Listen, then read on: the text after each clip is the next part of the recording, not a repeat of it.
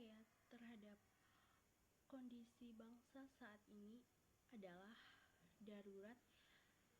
Indonesia sedang mengalami krisis yang berkelanjutan.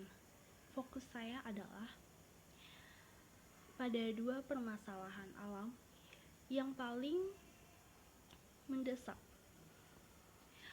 Pertama, deforestasi dan kebakaran hutan. Kita menyaksikan terus terjadinya pembukaan lahan, terutama untuk industri ekstraktif seperti kelapa sawit dan pertambangan, yang menghilangkan paru-paru dunia dan memicu bencana kabut asap yang merugikan kesehatan kita semua. Yang kedua, bencana sampah plastik laut. Indonesia adalah salah satu penyumbang sampah plastik yang ada di Indonesia. Ini bukan hanya merusak terumbu karang dan ini mengancam keanekaragam hayati, tetapi juga mencemari rantai makanan laut yang akhirnya dikonsumsi oleh masyarakat sekitar, terutama kita sendiri sebagai calon penerus bangsa. Saya memandang bahwa kegagalan kita mengelola alam hari ini adalah pengkhianatan terhadap hak generasi mendatang atas lingkungan yang tidak sehat dan layak untuk dihuni.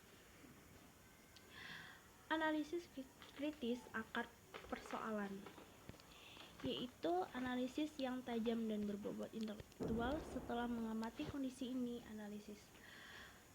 saya menunjukkan bahwa akar persoalan bukan hanya pada perilaku individu, tetapi terutama pada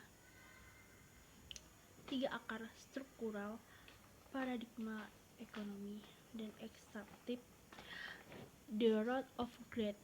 Pembangunan kita masih terlalu berorientasi pada pertumbuhan jangka pendek, mengutamakan eksploitasi sumber daya alam secara masih tanpa memperdulikan daya lingkungan. Alam hanya dilihat sebagai komoditas yang bisa dikorbankan. Lemahnya tata kelola dan penegakan hukum, adanya tumpang tindih perizinan, dan yang lebih parah yaitu korupsi di sektor lingkungan yang mempermudah illegal logging dan pencemaran industri. Hukum sudah ada, tetapi penegakannya tumpul di hadapan kepentingan modal besar.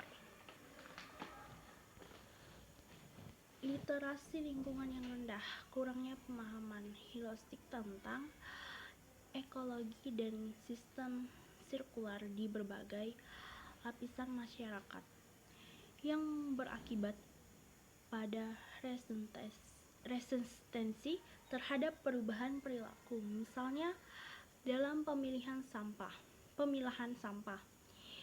Inilah akar persoalan yang harus dibongkar jika kita ingin mewariskan Indonesia yang lestari. Lalu, solusi konstruktif dan tanggung jawab generasi muda, yaitu solusi dan tegasan kepada masyarakat sebagai wujud tanggung jawab.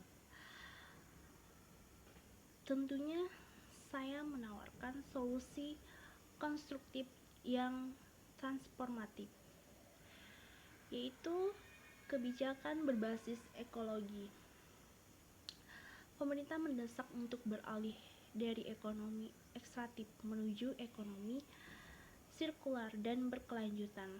Hal ini harus didukung dengan audit lingkungan total dan pembatalan izin-izin cacat di kawasan vital.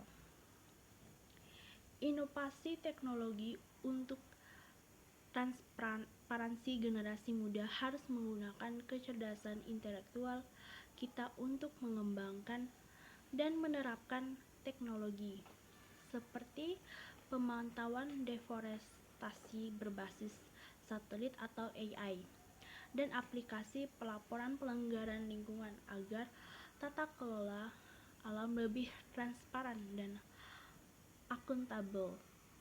Advokasi dan aksi nyata tanggung jawab moral kita adalah menjadi agen perubahan. Kita harus aktif melakukan advokasi tidak hanya di media sosial, tetapi juga terjun langsung di inisiatif restorasi ekosistem seperti penanaman mangrove di pesisir atau membangun bank sampah digital terintegrasi di komunitas.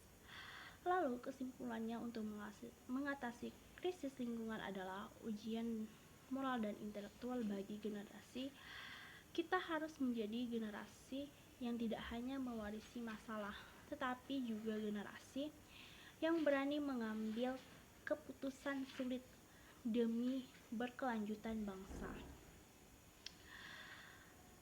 Baiklah, demikian argumen, analisis kritis, dan solusi konstruktif yang saya tawarkan. Terima kasih atas perhatiannya.